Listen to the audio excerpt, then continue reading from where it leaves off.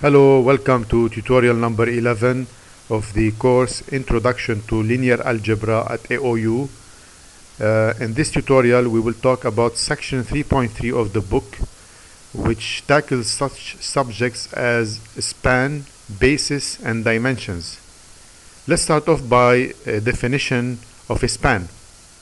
If S is equal to x1, x2 to xk, which is a set of vectors in the vector space Rn, then the set of all vectors in Rn that are a linear combination of the vector S is denoted by span S.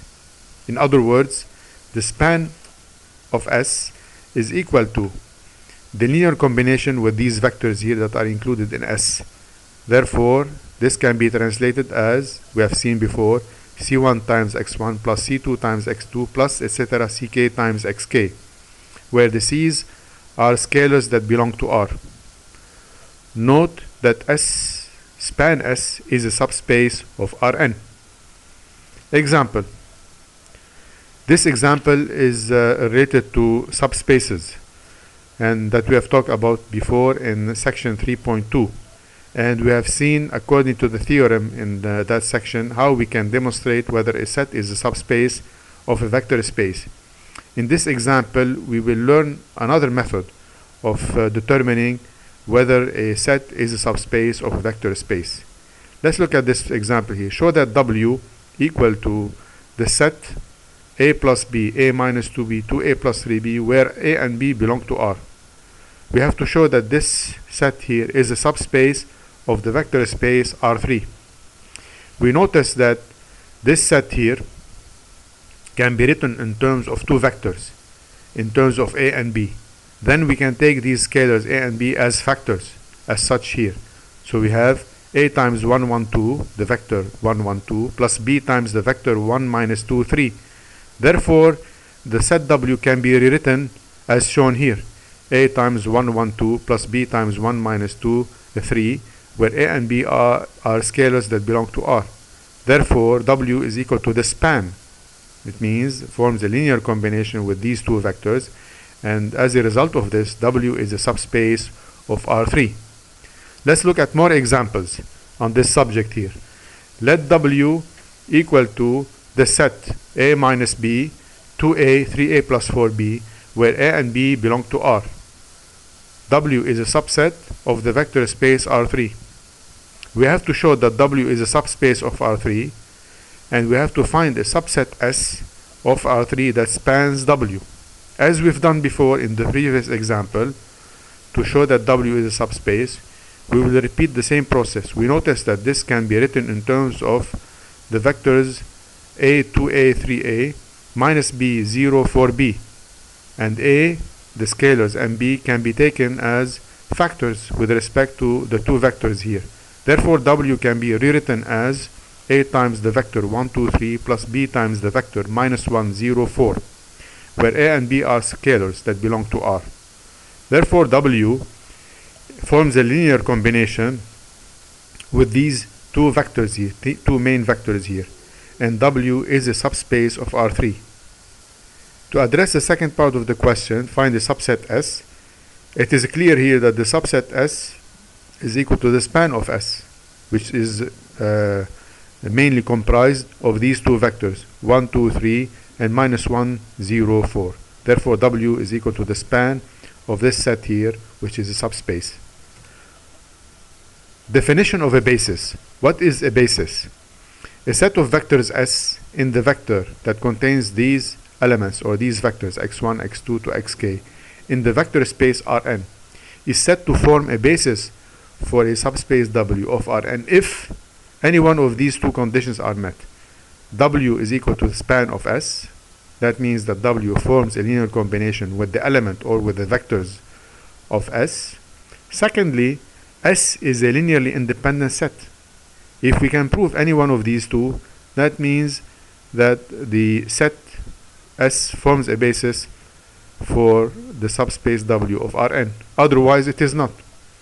Note, a set of n vectors S that contains the vectors x1 to xn in the vector space Rn is the basis for Rn if S is linearly independent. and we know how to prove whether a set is linearly independent or not, as we have seen before in section 2.3 of the book. Example: let W be a set that is equal to A minus B, 2A, 3A plus 4B, where A and B belong to R. Let this W be a subset of the vector space R3. Find a basis for W. Okay, we have to find a basis for W. Therefore, in order to do that, we notice that, as we've done before, this set A minus B, 2A, 3A plus 4B can be written into, or can be divided into two vectors in terms of A and B. And we can take the two scalars A and B as factors to obtain A times 1, 2, 3 plus B times minus 1, 0, 4, these two vectors. Therefore, S is equal to 1, 2, 3 minus 1, 0, 4. Therefore, W is equal to the span of S, and S is a linearly independent set. And therefore S is a basis for W. Is a linearly independent because it is a span, therefore it is linearly independent, because these two statements are interchangeable. Therefore S is a basis for W. More examples on this subject show that x1, which is equal, the vector x1 is equal to 1, 2, 1, x2, 1, 0, 1, and x3, 3, 1, 0 are basis for R3. We have to show that these three vectors are a basis for R3. Several methods. We can do two methods. Either we can prove that there is a linear combination between these vectors and any vector in R3. Alternatively, we can place these vectors into a matrix and find the determinant. If the determinant is different than 0, therefore the vectors are linearly independent, and therefore the set is a basis for R3. Here in this example, we've chosen the latter method, which is to work with the determinant. So we place these vectors into a matrix, we calculate the determinant, and the determinant is equal to 6, which is different than 0. Therefore, x1, x2, x3 are linearly independent. Being linearly independent, these three vectors are a basis for R3. More examples on basis in R2 and later on the following slide in R3. This is obvious here to us. The vectors E1, 1, 0 and E2, 0, 1 are basis for R2. These are called the coordinate vectors in R2. Since for every vector in R2 can be written in terms of these vectors. Any vector x, a, b can be written in terms of these vectors, coordinate vectors E1 and E2. And E1 and E2 are linearly independent, since each one of them goes into a different direction. They're not in the same line of action, 1. And also, if you calculate the determinant is different than 0. It's the same thing with respect to vectors in R3. And the coordinate vectors in R3 are E1, E2, and E3, as we see here. Any vector in R3, any vector x, a, b, c, can be written in terms of these coordinate vectors. X is equal to a times e plus b times e2 plus c times e3. Therefore, E1, E2, and E3 are linearly independent. We know that they are linearly independent since they are coordinate vectors. Each one of them is going into a different direction. That's one. They're not in the same line of action. Secondly, if we put them into a matrix and calculate the determinant is different than 0. Therefore, they are linearly independent. And being linearly independent, it means that they are a basis for the set vector space R3. Let's talk now about dimensions. The definition: the number of vectors in any basis for a vector space V, subspace W, is called its dimension. The zero vector space 0 has dimension 0. In other words, if we have a set that contains a vector with the elements all zeros, we consider its dimension to be 0. For example, R2 has dimension 2, R3 has dimension 3. Why? Because they already have the coordinate vectors as basis for each one of these vector spaces. Example, let S equal to x1, which is a vector that has the components 1, 2, 1, x2 has the component 3, 2, 1, x3 components 11, 10, 7, x4, 7, 6, 4. Find a basis for the subset W equals span S of R3. What is dimension of W? What is the dimension of W?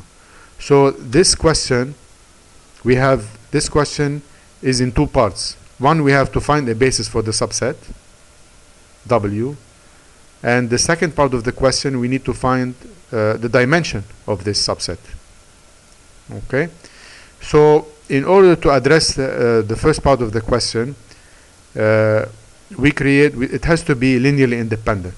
In order to find the basis, we know that this set has to be linearly independent.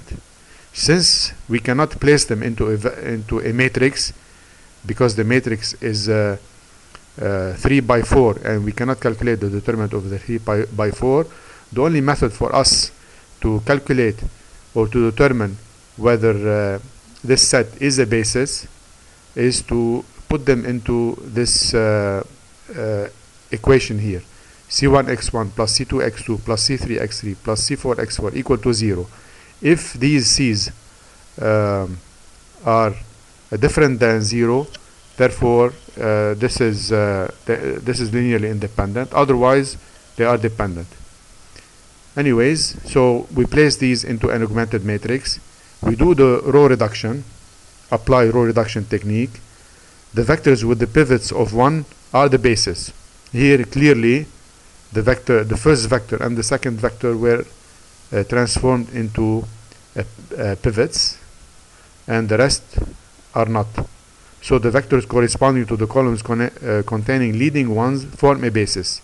In this case, the basis for the subset W are the first two vectors x1 and x2, and since this basis has only two vectors, it is clear that the dimension is equal to 2. This ends our discussion for tutorial number 11, section 3.3. Good luck.